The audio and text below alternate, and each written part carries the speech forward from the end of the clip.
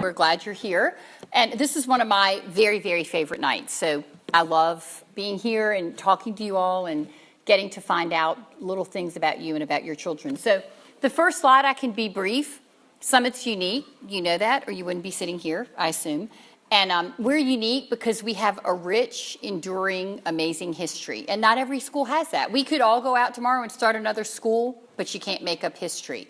And I think the history of Summit in this community is worth noting, that we've created graduates who love Winston-Salem, who give back, who've moved beyond the walls of this community. And so we're very, very proud of our history and our past. But we're even more proud of what we are now and what we're becoming. And I believe that we're becoming what we're becoming with you.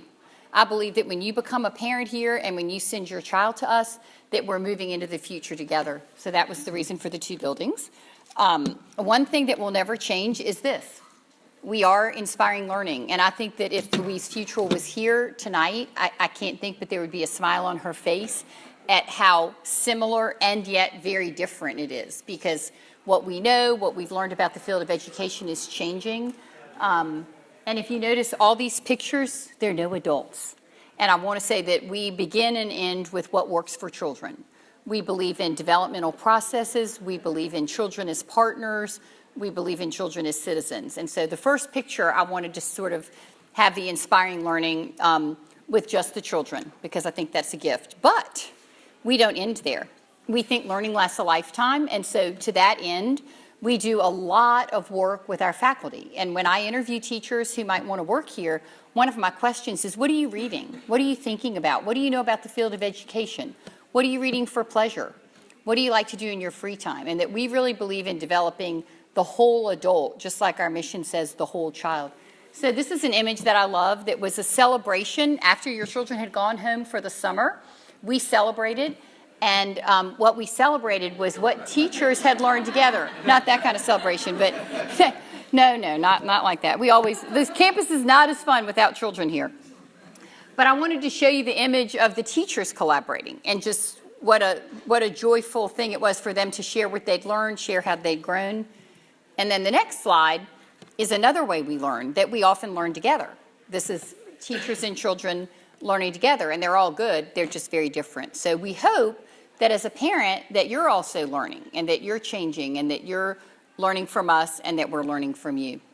So I was listening to NPR this morning, which I do as I get ready to try to kind of keep, sometimes it's hard to turn it off, but in the modern world, of course, it's archived. So they were talking today about information overload. Now, this is the only period of time I've ever lived in, same as you, and I don't know what it was like to live 100 years ago, but I'm not convinced that Laura Ingalls Wilder had as much information coming at her, and it's something that we're not sure what to do. So one of the joys and challenges of being an independent school is that we have freedom about how we spend our time, what we study. So you might wonder, well, how does Summit decide what to privilege? How do we decide what to teach our faculty? So I have this image of 3 rocks. It's very simple, very clear. Over the last few years, we've been working very hard to identify sort of clarity and a roadmap of what it is we're trying to develop in our school. And these are goals that are going to last 3 to 5 years. The first one, content area literacy. That's what you're expecting. That's academics. That's curriculum. But we put the word literacy there not because it's all about reading. We think literacy is mathematical literacy, scientific literacy, digital literacy, artistic literacy, literacy in theater arts. And so that's the piece of work we do with faculty about what does research tell us about how children learn? What's the best way that we can be delivering content? What is it that we need to do? How do we need to grow? How do we need to change? The other one is progressive education. So if you picture back in your mind Louise Futrell, she founded Summit on some very specific principles called progressive education. She actually studied with the founder of that movement at Columbia University with John Dewey. What is it? It's simply that we believe that children learn by doing things that are real, by taking the time to reflect on those, and that they learn in groups and collaboration. The other piece of progressive ed is that it believes in deep partnerships with parents and the community. So some of you have experienced your children leaving this campus and going off to Sika or to Renolda House or the Anthropology Museum. Those are all parts of the movement that we don't think learning has to happen right here. We think sort of the world is before us to learn. The last one is communication, collaboration, and partnership. And I don't think there's a school that I know of that doesn't want to communicate well. And I don't know of any organization where it doesn't want to emphasize collaboration and people getting along. We do too. We just think you need to study it. We don't think good communication or high-level collaboration, we don't think that those kind of partnerships just develop in a vacuum. So we actually pick strategies and ways to study it. At this point, an interesting thing is that a year ago, several of us went and took a mindfulness for educators class. It was mostly administrators. We sort of piloted it, and we liked what we learned. And so this fall, a group of about 25 Summit administrators are studying mindfulness. Why? As a tool to help us center ourselves and collaborate to make deep partnerships. So, moving along, I love this slide. Some of you might recognize Chris Culp. He is the gentleman in the black shirt. He's our Director of Technology. He's also a Summit alum, and he runs our robotics lab. And this picture is of the 5th grade class who built rockets. And it was, you might think of it as a STEAM project, but we like to actually use the word design project because we think that goes beyond STEAM, beyond engineering, into what does it mean to invent? What does it mean to learn through the art of invention? So 5th grade, 2 years ago, began a project where they collaborated with science, the classroom teacher, Chris Culp, and a few others to actually build a rocket. And what's different about a progressive school is we didn't talk about building it. We built it, and then guess what we did? We set them off and measured how long they took and who went the furthest and why and how can we change it. What I like about that project is we're continuing to do it, but it worked so well in 5th that last year in the lower school, we asked every grade in all the classes, grades 1 through 5, to create a design project. So that's something that you should hear this year. Whatever grade your child is in, you should be hearing about a design project and something that they're creating that lasts for a period of time.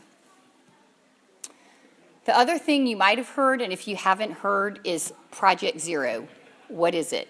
60% of our faculty has traveled in the last year to somewhere in the United States to learn about this technique. Project Zero is out of the Graduate School of Education at Harvard.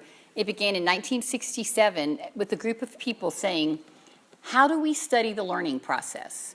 How do we deepen learning? How do we teach for understanding? How do we emphasize meaning?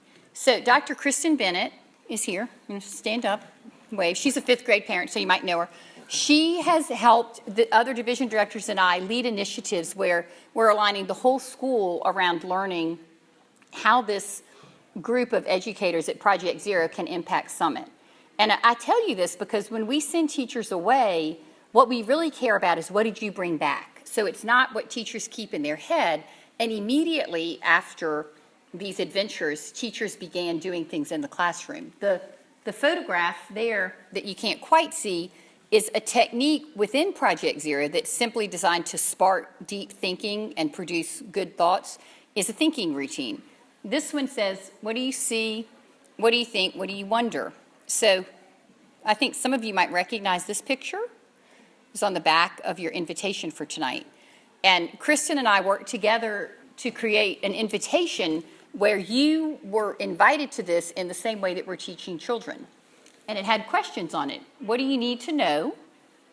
So we're going to let you know. That's why you're here tonight. We're going to let you know everything we think you can take in one night about 4th and 5th grade. What are you excited about? We hope that you came, and when you leave, you're going to be even more excited about some of the things you hear. What do you wonder? I think wondering is the hallmark of the doorway to the deepest thinking we have.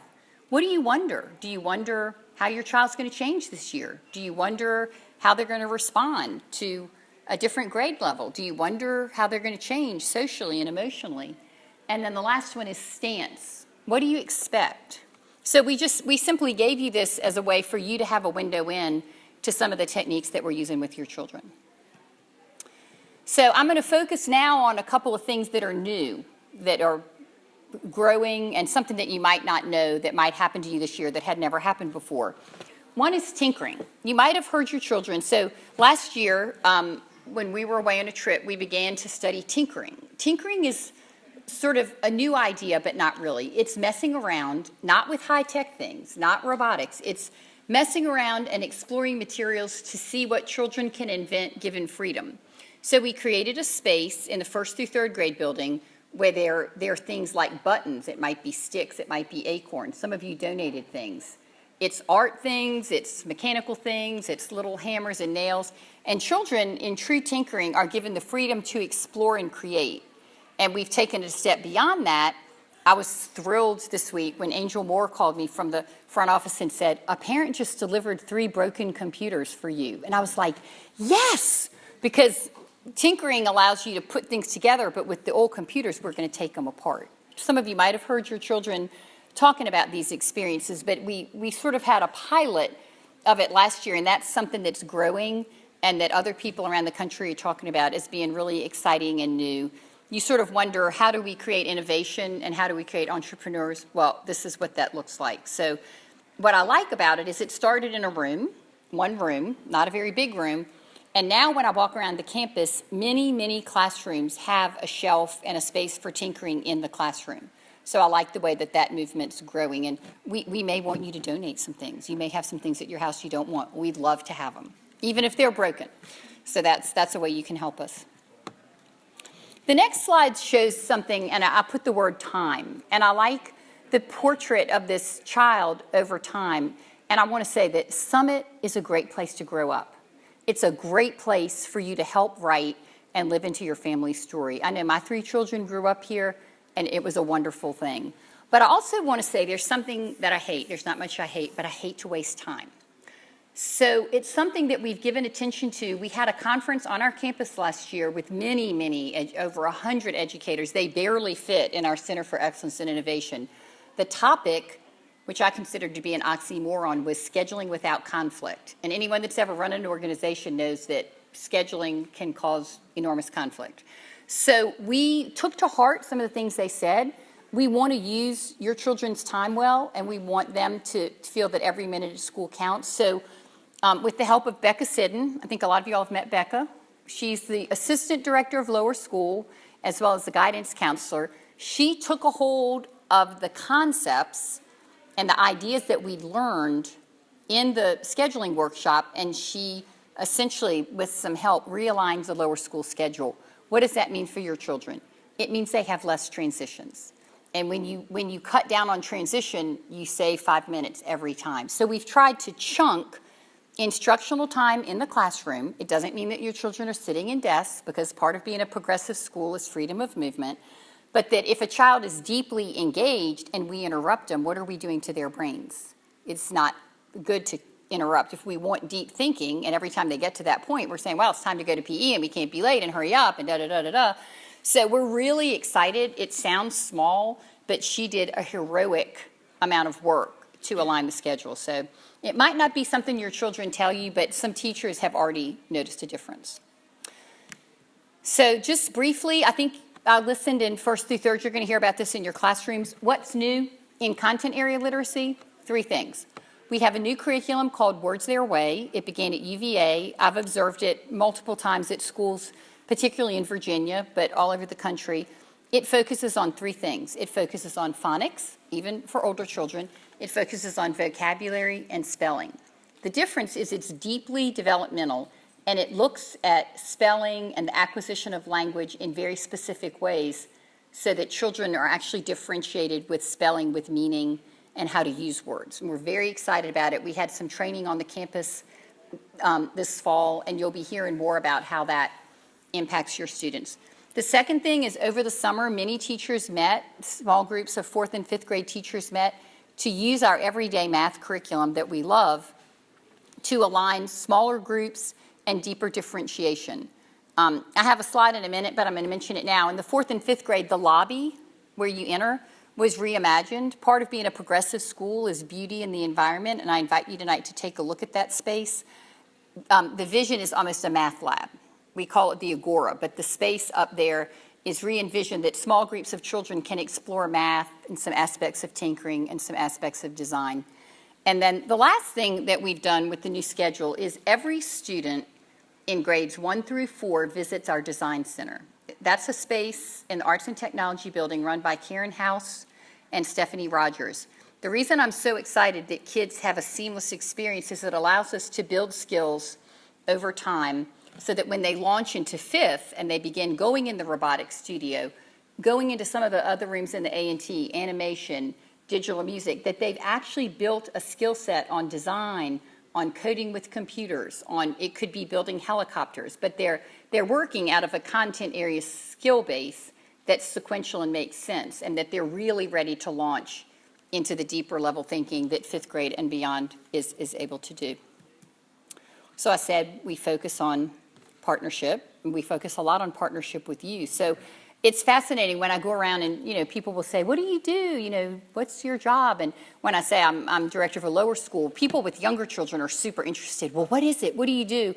And invariably, a lot of older people say, oh, I bet that's hard. And I'm like, no, I really like it. And they'll say, what about the parents?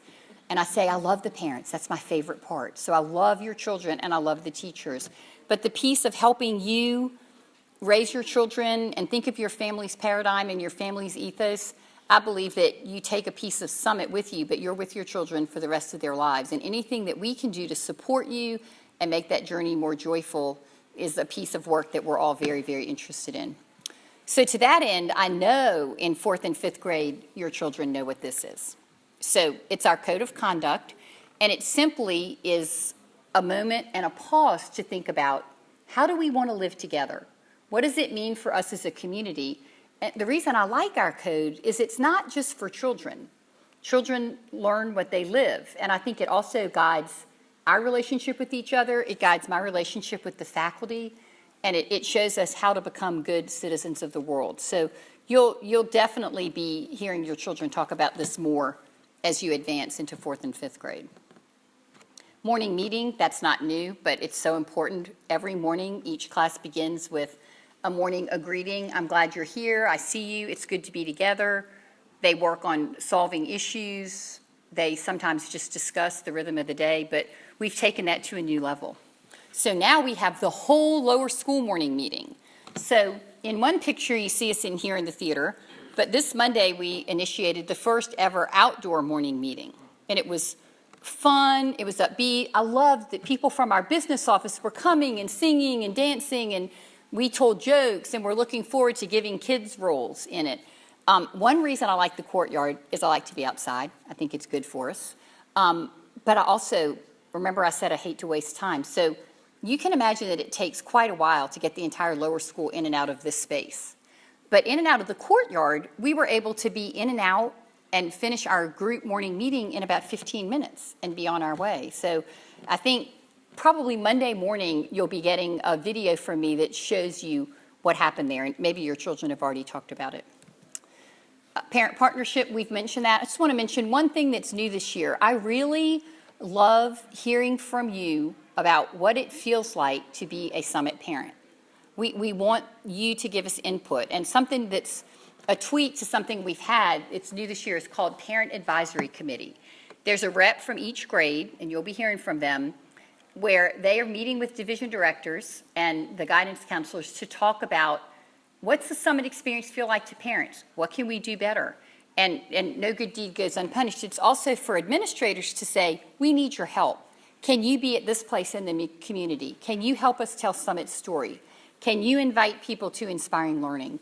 Can you bring people to the open house? So I think it's something that you'll hear, that it's so important to me to have formal input from parents, that I think having an advisory committee that will rotate from year to year is something unique and will really add value to everybody. This I already talked about, but that's the Agoura. I really want you to look at it when you head up there. You can just barely see manipulatives. It's another teaching space, and it's very, very attractive. Some of you may have experienced Cheryl Dixon as a teacher. She often masterminds our environment, and she did that this summer, so I'd love for you to take a look at that. The Parent Lending Library, it's not new, but it's in a new place. It's right near the front office with the greeter. We would love for you to check out books. We'd love for you to check out a lot of books. The greeter will help you do that. Tonight, already while I was standing here, a family suggested 2 books to me. And so, one click Amazon, I'll buy them before morning. If you don't want to read, that's great. but we want you to have resources, and we've moved it to what we think's a better location. This picture I love. If you're in this room and you've been at Summit, you know what this picture is. So our third grade play is not like other schools' third grade play because the children help write it. And that's a very important part of helping them find voice. And I know, I was a Summit parent just like you for many years with no thought of this role. And when people would say, why Summit?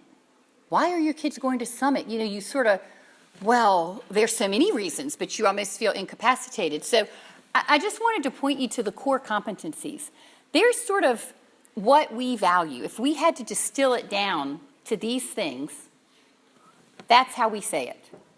And we do that because I believe, and all of us at Summit believe, that without a plan and without a direction, you don't end up in the right place.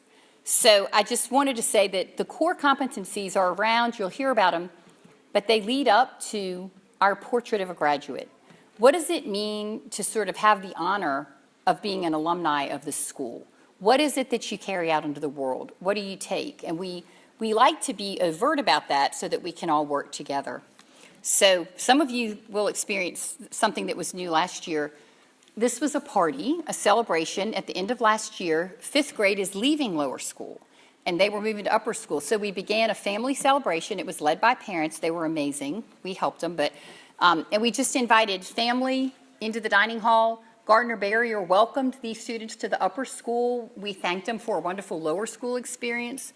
And I love to think about that as, what does it feel like to students to move to the upper school? It's exciting, it's scary, but something that I think grounds us, that sort of works hand in hand with our core competencies is this, our 6 promises. And I believe that the lower school plants the seed to deliver on these promises, upper school grows it and waters it, and that our graduates go out and embody these 6 promises in the world in Winston-Salem, and that they affect the new environments that they go to. And I just want to thank you all for trusting us, giving us your support, letting us have your children, and we really do. We all have an open door. We love to talk with you. We love to hear what you're thinking as a parent. I feel like I'm getting old. I've heard a lot of it before. There's just no way to get through parenting without questions. And so we feel like our team of classroom teachers and the administration that we've put is here to support you and help you, and that we really hope it's a joyful journey. So I hope y'all go out and head up to your classrooms and have a great time. Thank you so much for coming.